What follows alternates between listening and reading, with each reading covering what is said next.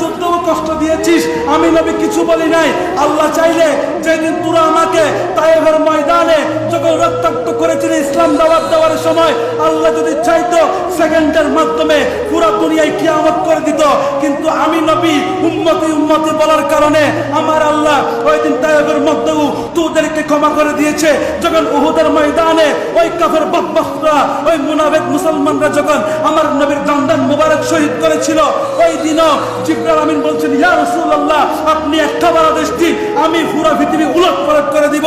আমি নবী ওই দিনও বলেছি, খবরদার আমার উম্মত অবুঝ হতে পারে, কিন্তু কিয়ামতের আগে হলেও বুঝবে আমি আমার উম্মতকে ক্ষমা করে দিয়েছি। কিন্তু উম্মত শুনে রাখ, কিয়ামত পর্যন্ত ফাকুল তাআলাউ নাদউ আবনাআনা ওয়া আবনাকুম ওয়া নিসাআনা ওয়া নিসাআকুম ওয়া আনফুসানা ওয়া আনফুসাকুম সুম্মা নাবতাহিল ফানাজআল লা'নাতাল্লাহি